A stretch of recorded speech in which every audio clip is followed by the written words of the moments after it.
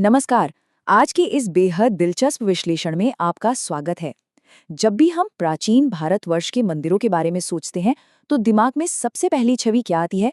शायद शंखी ध्वनि, पूजा पाठ और एक शांत आध्यात्मिक माहौल, है ना? लेकिन जरा सोचिए, अगर मैं कहूं कि ये मंदिर सिर्फ पूजा के स्थान नहीं थे, बल्कि ये एक विशाल और बेहद जटिल सामाजिक आर्थिक मशीनरी का मुख्य इंजन थे। आज हम इन्हीं प्राचीन मंदिरों के उस छिपे हुए मॉडल को डिकोड करने वाले हैं और देखेंगे कि कैसे ये पूरा का पूरा समाज आत्मनिर्भर बनाते थे। तो चलिए फटाफट देखते हैं कि आज हम क्या क्या कवर करने वाले हैं।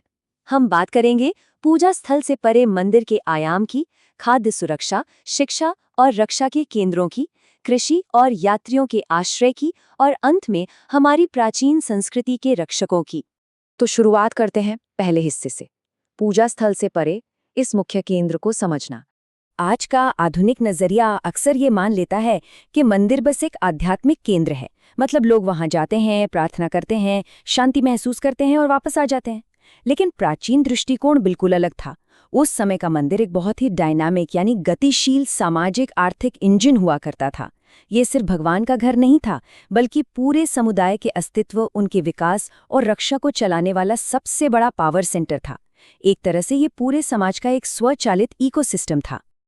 अगर हम इस प्राचीन व्यवस्था के ब्लूप्रिंट को ध्यान से देखें तो इसमें 6 मुख्य कार्य बिल्कुल साफ नजर आते हैं। आध्यात्मिक केंद्र के अलावा इनमें शामिल थे सदाव्रत, गुरुकुल, युद्धशाला, गौशाला और धर्मशाला। ये सारे फंक्शन एक साथ मिलकर एक ऐसा समाज बनाते थे जो अपनी हर छोटी बड़ी जरूरत खुद पूरी कर सके। अब इनमें से हर एक को थोड़ा और करीब से समझते हैं। आगे बढ़ते हैं दूसरे हिस्से की तरफ, खाद्य सुरक्षा और सामाजिक जुड़ाव यानी समुदाय का पोषण। मंदिर के मुख्य आध्यात्मिक केंद्र से निकलने वाली पहली और सबसे जरूरी शाखा थी शारीरिक पोषण की। इस व्यवस्था को सदाव्रत कहा जाता था। असल में ये 24 घंटे चलने वाली एक मुफ्त भोजन या लंगर प्रणाली थी। जरा एक ऐसी जगह की कल्पना कीजिए जो कभी बंद ही नहीं होती है। ये सुनिश्चित करती थी कि समाज का कोई भी गरीब व्यक्ति या दूर से आया कोई भी यात्री कभी भूखा न सोए। ये एक ऐसा सुरक्षित आश्रय था जहां बिना किसी भेदभाव के सबको खाना मिलता था। और ये बहुत ही शानदार तरीके से दर्शाता है कि इस सदाव्रत का असर सिर्फ पेट भरने तक सीमित नहीं था। एक साथ बैठकर खाना खाने से फूड सिक्योरिटी तो मिलती ही थी, पर साथ ही ये सामाजिक जुड़ाव को भी बहुत मजबूत करता था।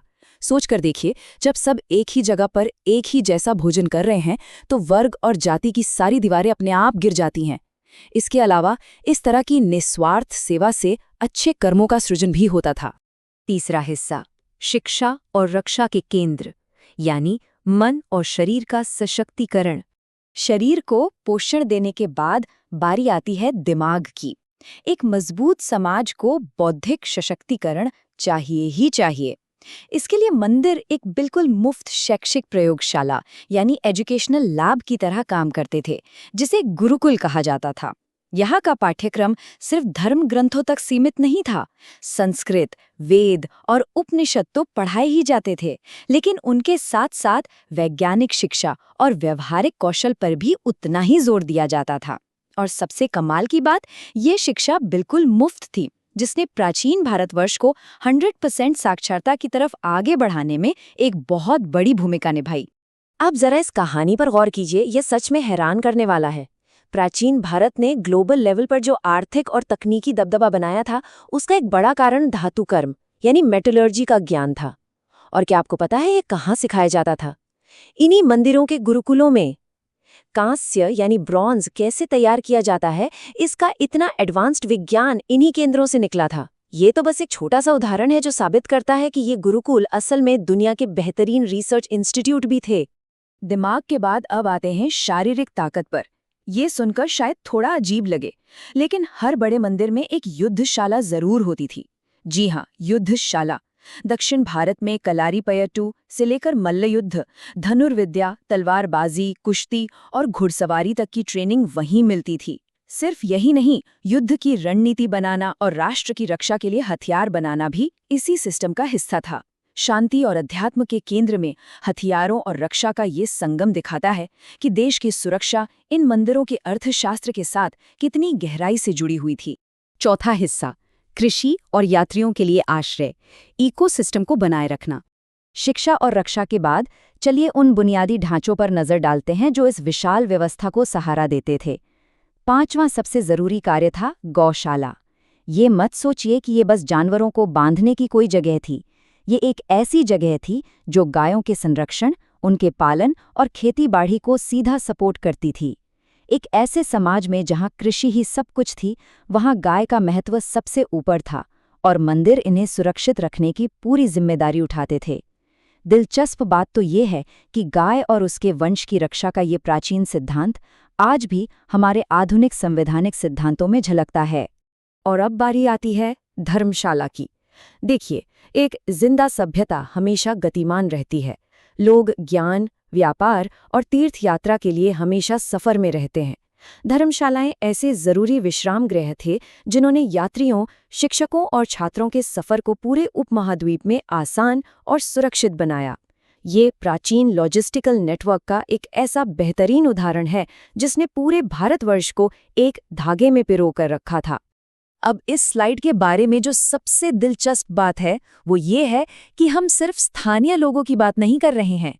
ह्वेनसांग जैसे मशहूर अंतर्राष्ट्रीय प्राचीन यात्रियों ने भी जब प्राचीन भारतवर्ष का दौरा किया तो उन्होंने देश भर में घूमने और सुरक्षित रहने के लिए इसी धर्मशाला नेटवर्क का जमकर इस्तेमाल किया। सोचिए, मंदिरों द्वारा चलाए जा रहे इसी बेसिक इंफ्रास्ट्रक्चर की वजह से उन्हें हमारी संस्कृति को इतने करीब से देखने और समझने का मौका मिला। 5वां और आखिरी हिस्सा, प्राचीन संस्कृति के रक्षक, मानव संरक्षक। इमारतों और प्रणालियों से आगे बढ़कर अब उन लोगों की बात करते हैं जिन्होंने अपनी पूरी जिंदगी इस इकोसिस्टम को जिंदा रखने में लगा दी। ये अपने आप में एक बहुत ही शक्तिशाली विचार है। अक्सर हम पुजारियों को बस एक ऐसा व्यक्ति मान लेते हैं जो सिर्फ आध्यात्मिक मार्गदर्शन देता है या पूजा करवाता है, लेकिन सच तो ये है कि हमें इन पुजारियों का पूरा सम्मान करना चाहिए, क्योंकि ये सिर्फ आध्यात्मिक मार्गदर्शक नहीं थे। ये हमारी पूरी सभ्यता के ज्ञान, हमारी संस्कृति, हमारे अनुष्ठानों और हमारे पवित्र वेदों के सबसे बड़े और सक्रिय रक्षक रहे हैं। इन्होंने पीढ़ी दर पीढ़ी इस विशाल ज्ञान संपदा को बचाकर रखा है। तो इस सब का निचोड़ ये है कि पुजारी ही वो सबसे खास कड़ी थे जो इस पूरी व्यवस्था को आपस में जोड़कर रखते थे। उनके लगातार समर्पित प्रयासों और अनुशासन के बिना आध्यात्मिक अनुष्ठानों और इन 6 सामाजिक आर्थिक स्तंभों भोजन, शिक्षा, रक्षा, कृषि और आश्रय के बीच का ये लाजवाब संतुलन कभी टिक ही नहीं पाता। सीधे शब्दों में कहें तो पुजारियों के बिना प्राचीन समाज का ये पूरा हब एंड स्पोक मॉडल पूरी तरह से बिखर गया होता। तो हमने देखा कि कैसे प्राचीन मंदिर सिर्फ ईंट और पत्थर के ढांचे नहीं थे, बल्कि समाज को ताकतवर बनाने वाले एक जिंदा इंजन थे। इस विश्लेषण को खत्म करते हुए मैं एक सवाल छोड़कर जा रहा हूं, जहां थोड़ा विचार करने की जरूरत है।